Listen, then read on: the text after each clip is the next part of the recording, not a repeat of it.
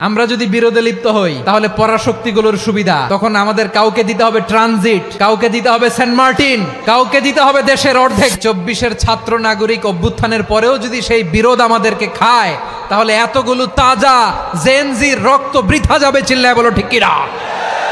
মনে রাখবেন, যখন আমি একা থাকি তখন আমি ব্যক্তি, যখন আমরা সবাই মিলি তখন আমরা শক্তি। What are the drawbacks and disadvantages of division, social and political division in the society? Disunity. আমরা যদি বিচ্ছিন্ন হই, একে অপরের যদি মারামারি করি, একজন যদি আরেকজনের কাফের ফতোয়া দেয়, আমাদের কি ক্ষতি? এক নাম্বার ক্ষতি হচ্ছে আমরা যদি বিচ্ছিন্ন হই আমাদের শক্তি কমে যাবে, আমাদের পাওয়ার আমরা হারাবো। আমাদের কি হারাবো?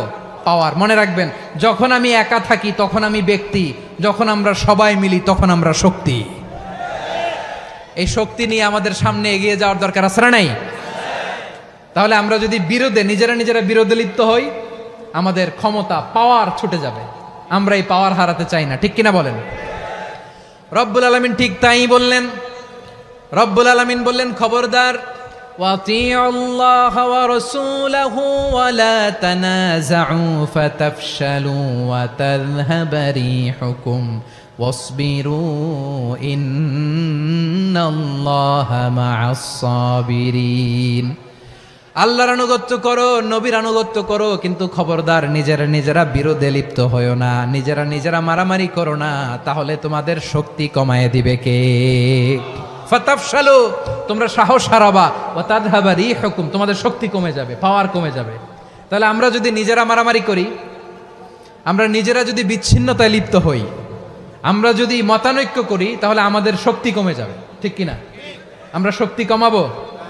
আচ্ছা, ছোট্ট একটা বাঁশের কঞ্চি যদি আপনারা দেয়, পায়ের মধ্যে ধাক্কা দিয়ে ভাঙতে পারবেন না? এরকম বাঁশের কঞ্চি যদি 20টা একসাথে জোড়া লাগায় দেয়, ভাঙতে পারবেন? কথা বোঝে নাই মনে হয়। চিকন একটা বাঁশের কঞ্চি দিলে ভাঙা যাবে না? এরকম চিকনই 20টা বাঁশের কঞ্চি একসাথে লাগাই দিলে ভাঙতে পারবেন? কারণ যখন আমি একা থাকি তখন আমি ব্যক্তি, যখন আমরা সবাই মিলি তখন আমরা শক্তি। আমরা যেন শক্তি না হারাই। আমরা বিরোধে লিপ্ত হলে আমাদের শক্তি কমে যাবে। এই হচ্ছে 1 নম্বর ডিসঅ্যাডভান্টেজ। 2 নম্বর ডিসঅ্যাডভান্টেজ হচ্ছে আমরা নিজেরা বিরোধে লিপ্ত হলে অন্যরা আমাদের মাথায় কাঁঠাল ভেঙে খাইতে সুবিধা হয়। কথা বোঝেন নাই? আমরা যদি বিরোধে লিপ্ত হই তাহলে পরাশক্তিগুলোর সুবিধা তখন আমাদের কাউকে দিতে হবে ট্রানজিট, কাউকে দিতে হবে সেন্ট মার্টিন, কাউকে দিতে হবে দেশের অর্ধেক। চিল্লায় বলো ঠিক কিনা?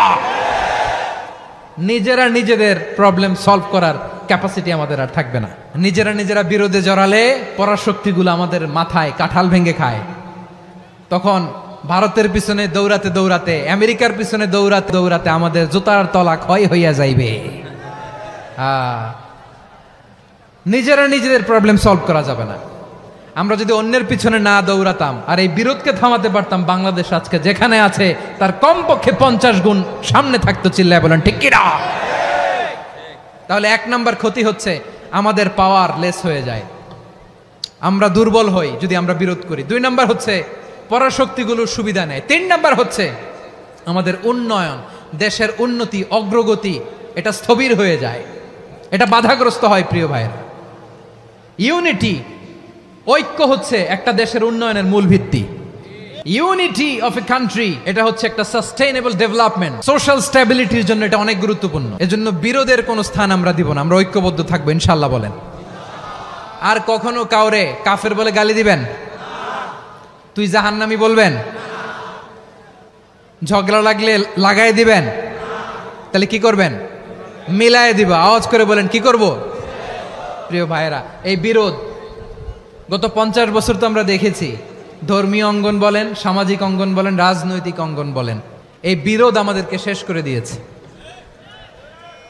এই 24-এর ছাত্র নাগরিক অভ্যুত্থানের পরেও যদি সেই বিরোধ আমাদেরকে খায় তাহলে এতগুলো তাজা জেনজির রক্ত বৃথা যাবে। চিল্লায় বলো ঠিক কিনা? বৃথা যেতে দিতে চাই না, আমরা ঐক্যবদ্ধ থাকতে চাই। রাজি আছেন? আমরা আর কাদা ছড়াছড়ি করব না। অনেক হয়েছে, আন্না, এবার থামুন। অনেক হয়েছে, আন্না। Be a part of our vision. Do listen and share the khair.